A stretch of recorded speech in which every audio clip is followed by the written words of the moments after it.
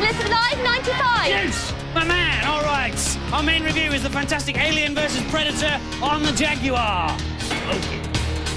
And I'll be explaining why Snow White is looking fairer than ever, thanks to a powerful computer, 3 lasers, and a little bit of artistic genius. But first, have a look at this. All those visual effects were produced on... The Amiga? With the help of a toaster. Nah, not that kind of toaster. This kind of toaster. It's a special bit of hardware that's a cheaper version of the special effects equipment that we use to do this. Hey, that's enough of that.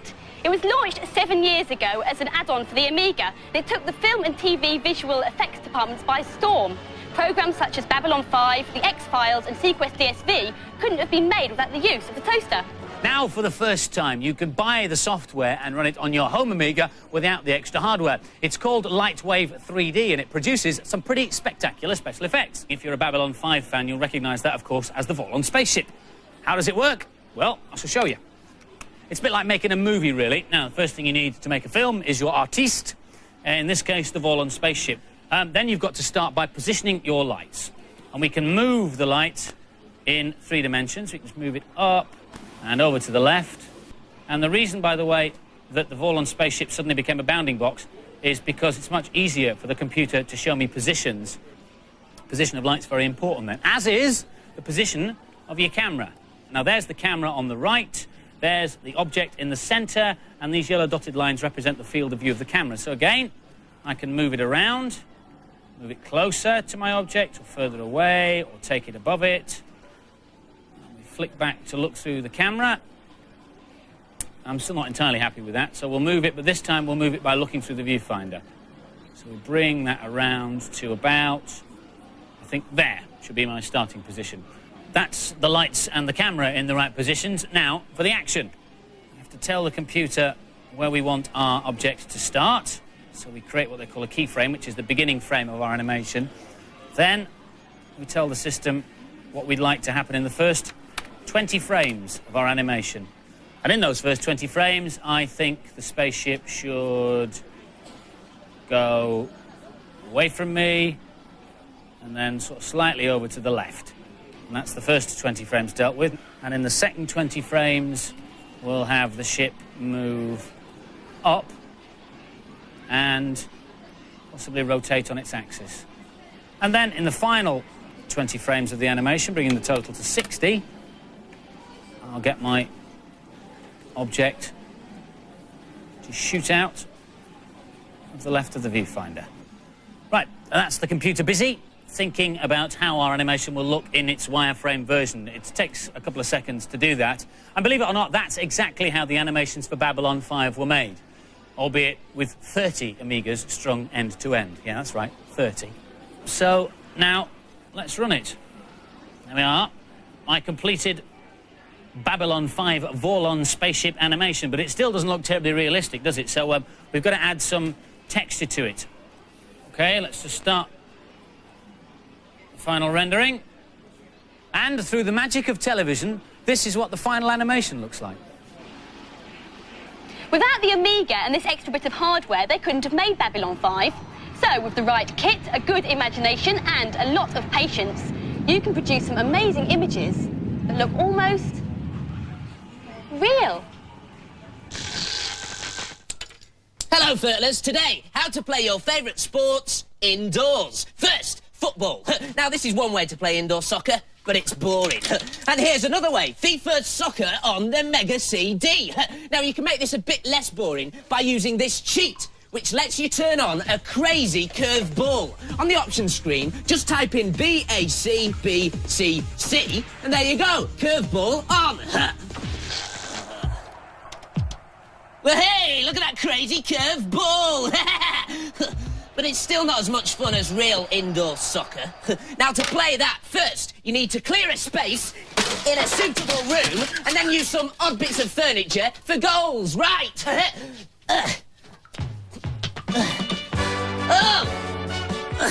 I almost forgot. Don't attempt to play indoor soccer with 2 full 11-a-side teams. It's best to play it with no more than 9-a-side.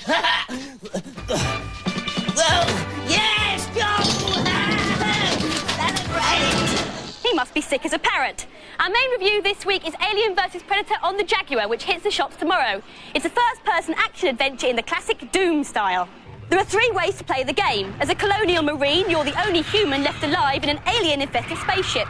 When you play as an alien, your mission is to rescue the Queen from the Predator's lair. And if you choose to play Predator, your only aim in life is to capture the alien Queen. Remember though, in space, no one can hear you scream. Here's Aisha. What on earth got a hold of this guy? This is not the sort of game you can just pick up and start bashing at buttons. You need to employ a lot of strategy if you're going to get through it. I prefer to play as the Marine, as there's a lot more of a challenge. The idea as the Marine is to collect security cards which will give you access to different places. I've just collected one. It's a really terrifying game. I daren't play it on my own at night as the graphics and sound are so outstanding that you actually feel as if you're there. It's really scary.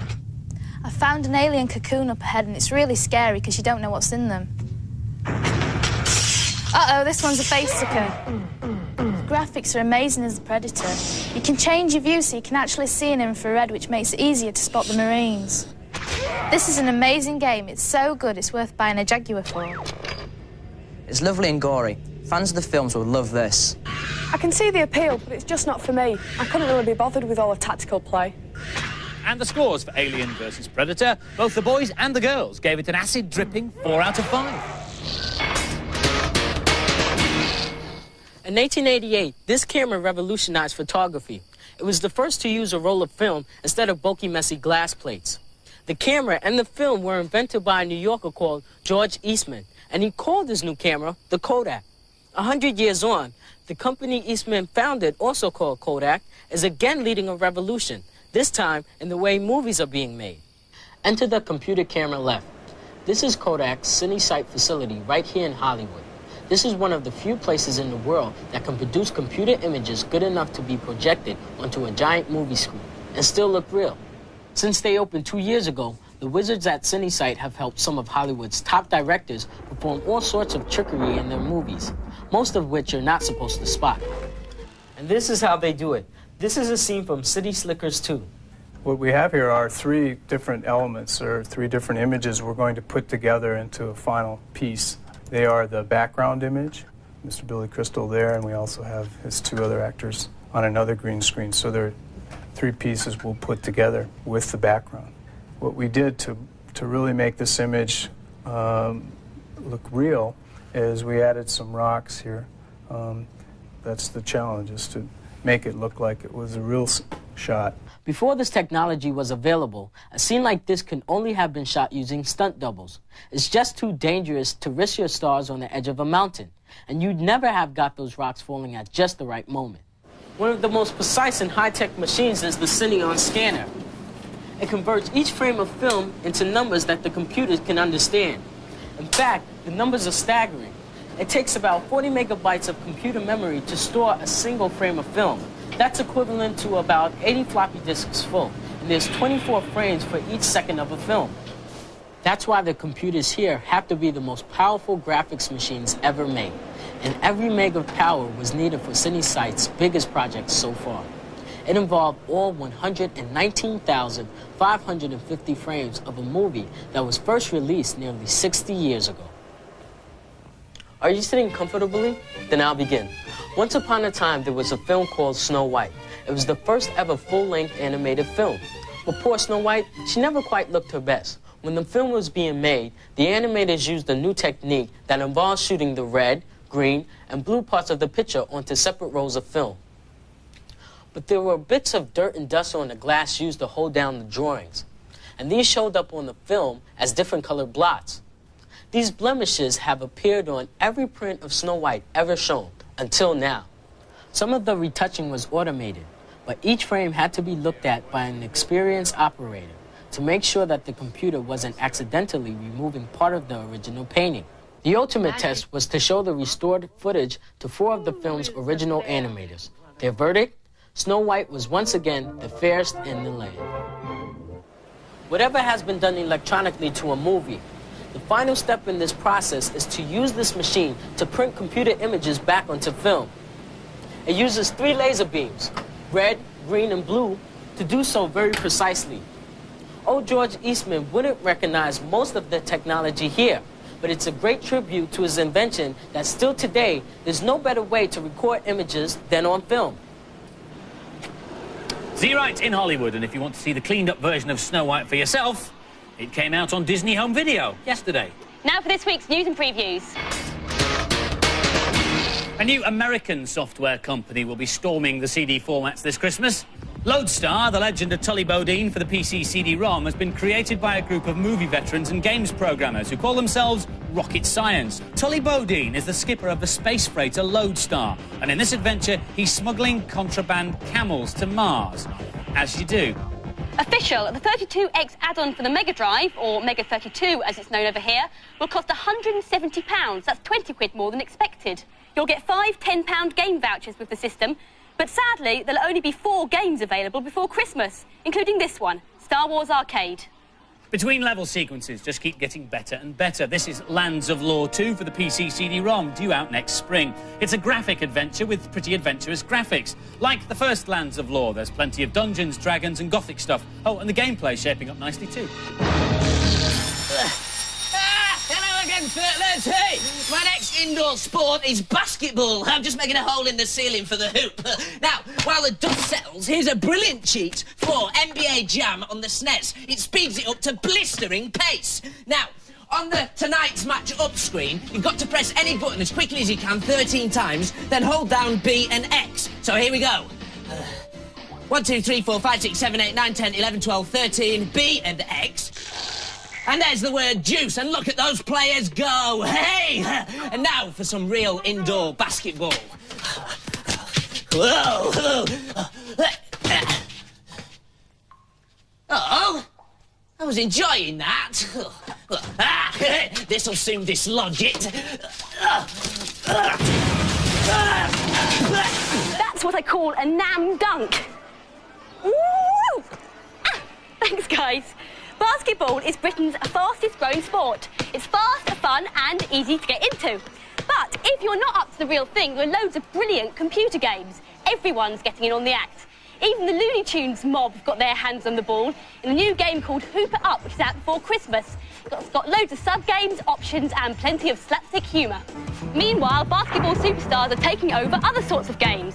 Here's Shaquille O'Neal in his own martial arts adventure, Shaq Fu. And Michael Jordan is the star of a brand new platform game, Chaos in the Windy City, which we're reviewing later in the programme. But NBA Jam is the game that started it all last summer. The SNES version's a 2-on-2. It's virtually arcade perfect, easy to play, and has very quickly become the yardstick by which all other basketball games are measured. We got our hands on a copy of its big brother, NBA Jam Tournament Edition, which is out next year on SNES and Mega Drive. In fact, it's so new that it's still on chips. And who better to test it than... Name, Anthony Juice Joseph. Plays for Doncaster Panthers. Height, 6'4". Weight, 182 pounds. Born, Brooklyn, New York. So, Juice, then, what do you reckon? This game here is excellent. Unlike NBA Jam 1, the tackling on here is much better. It has some of the newer players in the league, some of the newer rookies. Now you can make substitutions as well, can't you? Yeah, unlike the first NBA Jam, you can only have 2 players. In this one, you can substitute. OK, then show us one of these new spectacular dunks. Yes! There we go. But not all basketball is played on posh courts with high-priced players. I've been looking at a new street basketball game, Jam It, with my tall friend. Name, Chris Castle. Plays for Sheffield Hatters. Height, 6'2". Weight, wouldn't tell us. Born, Essex, England. Jam It will be out on the SNES and Mega Drive next year. Chris, hi, welcome to the programme. What do you think of Jam It, then? It's a pretty good game. I think the set looks something like White Men Can't Jump or something out of it. Is it an easy game to pick up and play? I've been working on it for the last few hours and I haven't found it that easy. And what about when you go in for the slam dunk, the close-up? Let's see, there we go. Well, when that actually happens, you lose all concept of the rest of the game. You're not quite sure where you are. But for the purists, there's a brand new game out next week on SNES and Mega Drive, NBA Live 95. It's a 5-on-5 game that's a much more of a serious basketball simulation than NBA Jam. Mark's been looking at this one. Name, Mark Harvey. Plays for Doncaster Panthers. Height, 6'9". Weight, more than the other 2. Born, Niagara Falls, Canada. So, Mark, what's the verdict? Well, I like the way it plays. I mean, as a player, it's very close to a real basketball game. That the players can do a lot of the things that you would normally find players doing when they play basketball. And as a coach, I like the way that you can interchange players, create a team of your own, have players getting tired, having them get injured. It's a very good simulation. The graphics are okay, and I also like the sound effects. Can you think of any down points, though? Well, I don't think it's as spectacular as some of the games, but other than that, it's a very good simulation. And you can design your own dream team, can't you? Yeah, I've got my dream team out. It's a team full of Shaquille O'Neals. Excellent. OK, Juice, you've looked at and played all the basketball games we've been reviewing today. You're quite a serious game to play. Which one do you like best? NBA Live 95 is definitely the best. This is the Mega Drive version, which is just as good as the SNES. Why do you like it so much? It's so realistic. I mean, the players, I mean, you can run up and down and make moves just like you can do on the real court. Watch when you're playing, you're chicken about like you're really out there. Definitely. You get into this game. You could definitely break a sweat playing this one. OK, so you want to play basketball like Juice? Get yourself Live 95. Now for some more games reviews. You just can't move for basketball players these days. Here's American NBA star Michael Jordan in his very own platform adventure on the SNES, Chaos in the Windy City. The big man has to rescue 20 of the world's greatest basketball players who've been kidnapped by a mad scientist. The theme is strongly basketball. Jordan's weapons are basketballs, and even the baddies appear to have balls instead of heads. Weird. Here's Lee. This is a great game for all basketball fans that are into platform games, because it uses a lot of basketball skills and movements. The game's got a very strong puzzle element to it. Here I'm rescuing the first of the 20 basketball players I've got to save. Now I'm asking him questions which will help me along through the game. He's now given me a key which will help me get off the level. Now I can unlock doors, which will either give me good things like special weapons or power-ups, or there'll be baddies behind it. This game will probably sell because of Michael Jordan's name, but it's a playable game anyway. It's OK, but I prefer a straightforward basketball game or an ordinary platformer, but it doesn't do either job properly. Nice idea, but the levels are too similar. Scores then. Michael Jordan's Chaos in the Windy City gets a slam-dunking 4 from the boys, but a pretty average 3 from the girls. All of a sudden, Amiga owners are spoilt for choice when it comes to platform games. The latest is Rough and Tumble, starring a cute kid with a submachine gun. Rough is trapped in a fantasy world after he fell down a rabbit hole. The only way out is to shoot everything in sight and cause as much devastation as possible. Usual thing then, but what's it like to play? Here's Paul. It's a nice platform shoot-'em-up. Not very original, but highly polished and great gameplay. This is a very hard game, as you can see from this robot who's trying to kill me. If it hits me 3 times, I'm dead. So instead of having to go back to the beginning of the game when I die, I can hit that point which I've just hit and come back there. Even though it is a shoot-'em-up, there is a bit of puzzle element to it. I can climb up this ladder which I've just formed. He's quite a cool character, as you can see by his hair, it sort of sways in the wind, and his gun which gives brilliant recoil. It's the best Amiga platform game for a long time, well worth getting. I love this. It's a real exciting game with loads to collect and a great range of weapons. The gameplay didn't grab me, but it looks great. And the scores for Rough and Tumble, both the boys and the girls gave it a solid 4 out of 5. Last week's competition prize was a SNES and a copy of the game Dragon. And the question was, which actor's life story was told in the movie Dragon? The answer was, of course, Bruce Lee. We had over 21,000 phone calls, but the lucky winner was Lance Jones from Swansea. Well done. 10 runners-up get Bad Influence T-shirts. This week's competition prize is a SNES with NBA Live 95, a multi-tap, oh yeah, and some basketball gear in case you get bored with playing the real thing. And the competition question is, what's the regulation height for a basketball hoop? What's the regulation height for a basketball hoop? Phone in your answer on 0891 555 999. 0891 555 999. The call will cost you no more than 25p, but do please get permission before you dial, because, as we know, you can't win if you don't ask permission. And we do check. We'll play you out now with a clip of Dynamite Headdy, our main review for next week. See you next week. Bye-bye. See ya. Bye. Bye. Come on, Juice, be better.